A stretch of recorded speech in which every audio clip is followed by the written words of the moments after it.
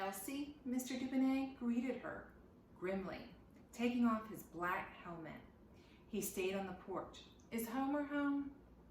Dad was in the kitchen, probably getting an apple. After his cancer was cut out of him, the doctor had prescribed as many apples as he could stand, and he ate a lot of them. Dad came to the front door. You want to talk to me, Dubonnet? Come see me at my office. He said it in as mean of a tone, a voice as I ever heard him use. What's gotten into you, Homer? Mom gasped. Please come in, John. The union man stood his ground. It's okay, Elsie. Homer, could you step outside? We need to talk before I go down to the union hall for the meeting. Dad frowned, but went out and closed the storm door behind him. I couldn't hear what was being said between him and Mr. Dubonnet, but I got up and came into the foyer so I could watch. Mom gave me a disapproving look, and I retreated back to the living room, carefully positioning myself to where I could still see what was going on. I remembered that Mom, Dad, and Mr. Dubonnet had all come out of Gary. I also recalled that Mr. Dubonnet had been the valedictorian in their class and a star football player. It had never exactly been said, but I think Mr. Dubonnet had even taken my mom out a few times way back then. After a while, Dad opened the storm door to come back inside. The company's giving you a good job, a house, and a decent life, Dubonnet, he was saying, and all you want to do is tear it down. The cutoff was not done properly according to our contract, Mr. Dubonnet said reasonably. You know that, Homer. Dad put his hand on the doorknob. The company did what it had to do. How they turned you into such a company man, I'll never figure, Mr. Dubonnet said. This time, his voice was hard and bitter. Better than to throw in with a bunch of John L. Lewis commies, Dad shot back. Mr. Dubonnet shook his head. The trouble with you, Homer, is that you don't know who your real friends are. When the company gets into trouble, it'll throw you out like a dead mouse. Dad stepped back onto the porch, and the trouble with you, Dubonnet, is you can't get over I got the captain's job. Dad was about to say more when he started to cough and grabbed his chest. That's it, Homer, Mr. Dubonnet chided. Cough your lungs out. You might be the mine superintendent, but you've got the common miner's disease. Stop it, both of you, Mom spat. Stay out of this, Elsie, Dad gasped and took a big strangled breath.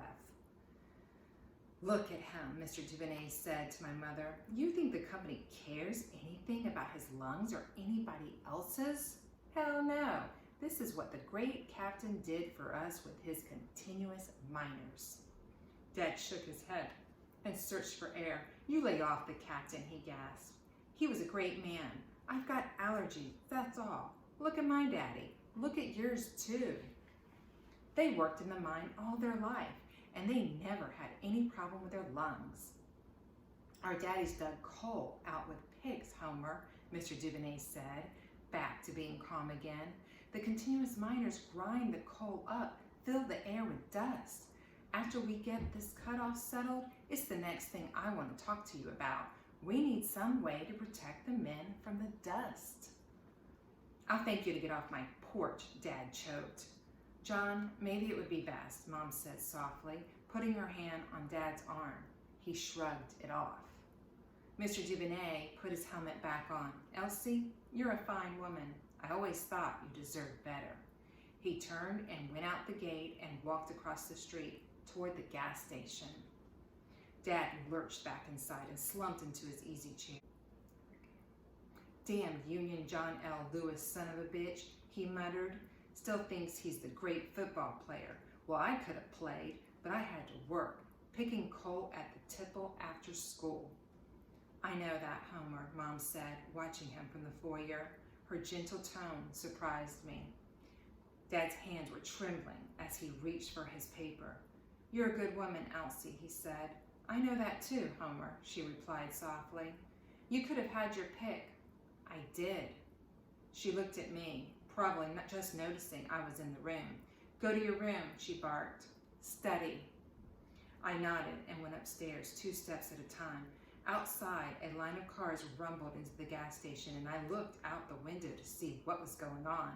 Mr. Dubonnet got into one of the cars, and then they all headed down Main Street. I guess they were headed to the Union Hall. Just before Thanksgiving, Doc Lassiter ordered Dad to get an x-ray. When he refused, Doc went to Mr. Van Dyke, the only man in town who could tell Dad what to do. Mr. Van Dyke was the mine's general superintendent, a courtly man with silver hair who had been sent by the steel company to keep watch on its holdings. Dad, a company man through and through, had no choice but to comply with Mr. Van Dyke's orders. He went over to Stevens Clinic in Welch. When he came home, I was upstairs in my room reading. A spot, I heard him tell Mom, about the size of a dime.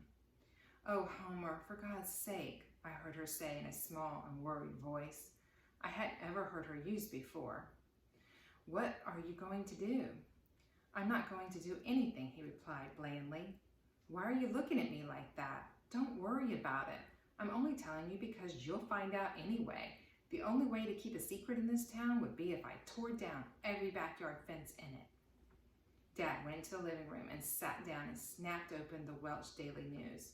Mom looked up and saw me. She scowled, crossed her arms, and went back to her kitchen. She was soon rattling pots and pans. I went back to my room and stared at nothing, feeling a little panicky.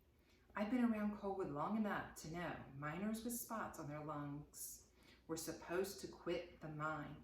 It was not unusual to see them sitting on the big store or post office steps during the day, quietly hacking up black spit.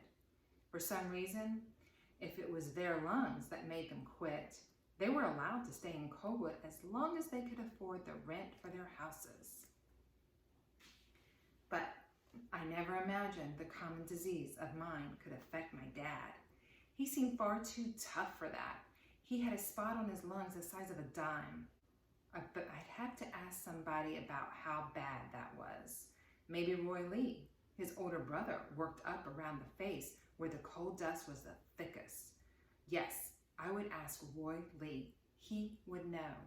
In December 1957, the United States made its first attempt to put a satellite into orbit with its Vanguard.